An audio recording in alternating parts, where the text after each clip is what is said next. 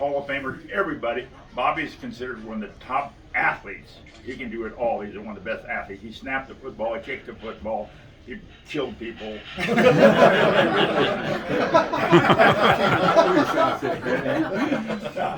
But he was a great University of Minnesota. Great guy. I'll let him say a few words to him because he's a friend of mine. And what we need to do, we need to get Bobby Blll's barbecue in Chappell's. And David Block actually owns Chappell's. And I'd like to do that. But that we're just having lunch. We're not doing anything special. Right? Hi. Hi. No, I've been knowing Jim a long time. I guess I had a restaurant up the street on North Oak there for a long time. And when I first got in, you know, I thought I made a mistake with going up there. And but it turned out to be one of the greatest thing I do for me is going up North Oak. And I got a chance to get to know Jim, you know. How long it's been? What? Let's see. We're both 58 years old. If I was 58, I'd still be playing. Because I see what some of these guys are doing now. No, I'm 82 years old. Wow. But no, I just enjoy the game of playing football. You know, I came out. I was talking to a guy today. You know, we had a awards thing up at Park High. I mean, up to the high school. You know, that I came from a small school in North Carolina. Everything, you know, you got to remember. I came out of North Carolina in 1958. Wow. Went to University of Minnesota. And people don't realize that, you know, because I used to ride in the back of the bus, you know, back then everything was segregated. And my high school was 168. That was high school from first grade to the, you know, to 12th grade. You know, I had 25 in my senior year. And I played six-man football. You ever heard of that? Oh, yeah. Six-man. We didn't have enough guys to play 11-man. And, you know, basketball, we had basketball and football. And the thing is that in that six-man, we won the state championship like 3 years in a row. And next thing I know, I got an opportunity to go to Minnesota, University of Minnesota. Because at that time, I wanted to go to North Carolina at Duke, you know. But I couldn't go because everything was segregated. You know, I said, oh man, I wanted to go. And my dad never finished school. He said to me, he said, you ever get an opportunity to leave, you know, North Carolina, take that and go. And when he found out that University of Minnesota, somebody called him to say, hey, there's a black kid down here lives next to the mountain. He's a heck of a football player. If you take him, if you have one scholarship, give it to me, give it to him.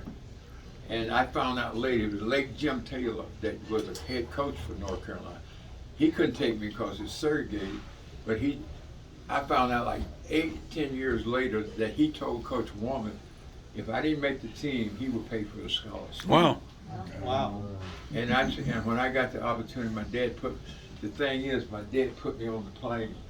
I'd never been on a plane before. He came up to me. He said, son, I don't have much to give you, but he reached in his pocket and pulled out a gold Bulova watch. He gave it to me. Didn't have a wrap or nothing. He said, I just want you to be on time. He said, I just want you to be on time. He said, I'm giving you my last name. Don't mess it up. And the next thing he said, don't come back. That's what he said. What did I do? I said, I must have did something wrong for him to tell me that. But he said that, you know, in his mind, I found out later, you know, I'm thinking about, if you want to see the world, do things, you have to leave Shelby, North Carolina, a little small town. He said, you got to get out of here if you want to see the world. And that's what it meant. If you want to see the world. And that was a great move. I went to Minnesota, and I never looked at my shoulder. I ended up going to the Rose Bowl 2 years in a row, national champs, Big Ten champs 2 years, you know, and they haven't been back since. That's right. Years left. But you know, I got a chance to see the world, and I never looked at my shoulder again, you know, and. Today, if some friend of mine gave me this jacket, you see what it says? USO? Yeah. Huh? I don't know about the There back. it is. But the thing says, Bob Hope. I got to meet Bob Hope. So I spent 1968 and got my rank colonel to major to colonel. And I was in Vietnam, 1968, during the terrorist fence. When all that stuff broke out, that's the day I flew in. General Washington, he took him 28 days to get me out of there.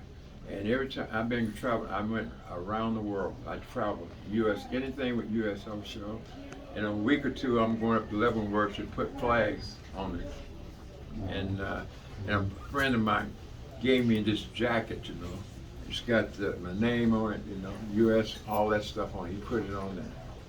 And everywhere I go, I got to meet Bob Hope, got to be friends, you know. Cool. Ed Sullivan, Johnny Carson. I mean, I got to know all these people. I got to meet a lot of people, and I got an opportunity to travel around the world. And back then, you know, the little black kid in the town, never got. So God has been good to me, and a year ago they gave me the key to the city of Shelby. They named the street Bobby Blll Boulevard, right straight through it. They got a sign there, you know, and every time I turn around, you know, and hey, I just, like I said, you know, God's been good to me, and I don't want to take up most time. I see y'all guys didn't invite me to eat, so I'm going to say adios, and nice meeting you guys.